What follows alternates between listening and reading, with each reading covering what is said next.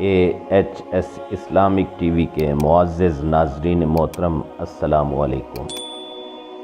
ناظرین محترم، حضرت یوسف علیہ السلام اللہ کے پیغمبر اور انبیاء میں سے ایک ہیں جن کی زندگی میں بہت سے صبر و استقامت کے واقعات پیش آئے۔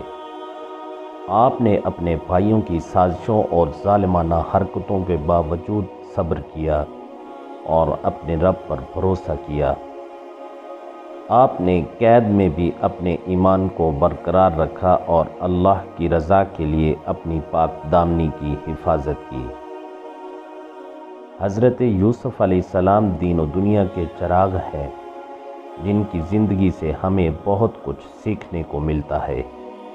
آپ نے اپنے صبر و استقامت، اپنے ایمان کی مضبوطی اور اپنے اخلاق و کردار سے دنیا کو منور کیا۔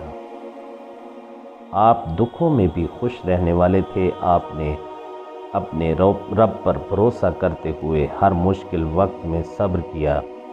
حضرت یوسف علیہ السلام حقیقی عابد و زاہد تھے اور انہوں نے اپنی پوری زندگی اللہ کی عبادت اور اطاعت میں گزاری۔ ناظرین محترم، آپ نے اپنے رب کے لیے دنیا کی تمام نعمتوں کو ترک کر دیا اور اللہ کی رضا کے لیے اپنی زندگی وقف کر دی۔ آج کا ہمارا موضوع حضرت یوسف علیہ السلام کی زندگی ہے اور ان کی زندگی میں پیش آنے والے مختلف واقعات ہیں۔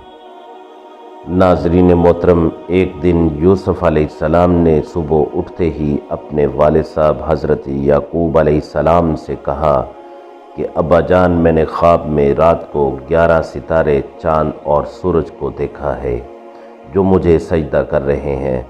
حضرت یعقوب علیہ السلام نے فرمایا، یہ خواب اپنے بھائیوں کو مت سنانا، ایسا نہ ہو کہ وہ تمہارے ساتھ دشمنی پر اتر آئیں۔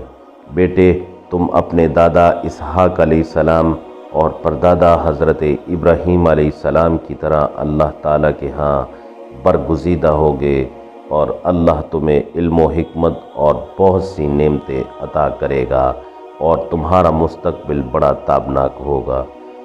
ادھر یوسف علیہ السلام کے دوسرے بھائی جو حضرت یعقوب علیہ السلام کی دوسری بیوی کی اولاد میں سے تھے، ایک دن ایک جگہ پر اکٹھے ہوئے اور کہنے لگے، آپس میں صلاح مشورہ کرنے لگے کہ ابا جان ہمارے مقابلے میں یوسف کو بہت زیادہ چاہتے ہیں اور یہ ہمارے لیے بڑی توہین کا باعث ہے، کیونکہ بہرحال ہم بڑے ہیں۔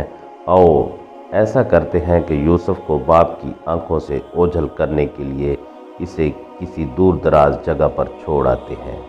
اس طرح ابا جان اس کی غیر موجودگی میں ہمیں اہمیت دینے لگیں گے۔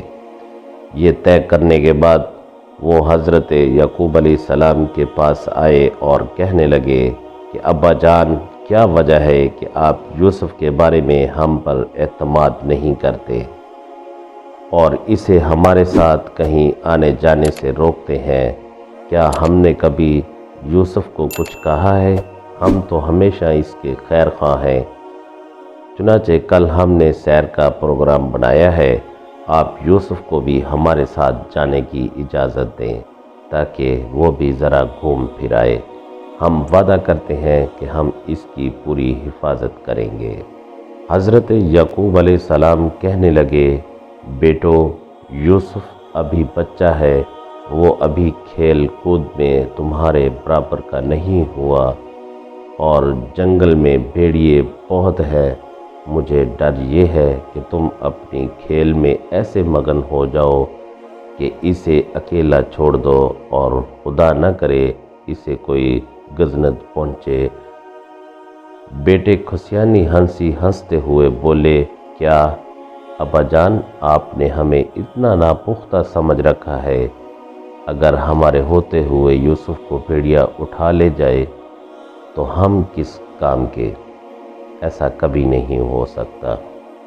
چنانچہ اس طرح انہوں نے حضرت یعقوب علیہ السلام کو منا لیا اور یوسف کو ساتھ لے جانے میں کامیاب ہو گئے۔ وہ ایک بیابان جنگل میں آ گئے جہاں نہ حضرت یعقوب علیہ السلام تھے اور نہ کوئی دیکھنے والا۔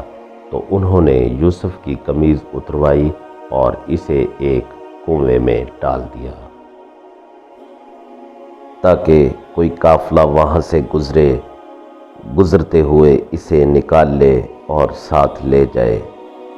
یوسف علیہ السلام کو کنویں کے اس اندھیرے میں بھی اللہ تعالیٰ کے فضل و کرم پر بھروسہ تھا اور وہ اس کا ذکر کرتے رہے، البتہ باپ کی جدائی میں آنسو بہاتے رہے۔ ان کے دل سے بار بار یہ آواز آتی تھی کہ یوسف گھبراؤ مت، یوسف گھبراؤ مت، حالات کبھی ایک جیسے نہیں رہتے، تمہارے یہی بھائی جنہوں نے اتنی سرد مہری اور ظلم کا مظاہرہ کیا ہے، ایک دن شدید بدحالی کا شکار ہوں گے اور تیرے دروازے پر آئیں گے۔ اس وقت یہ اپنی جہالت اور بد اعمال پر سخت شرمندہ ہوں گے۔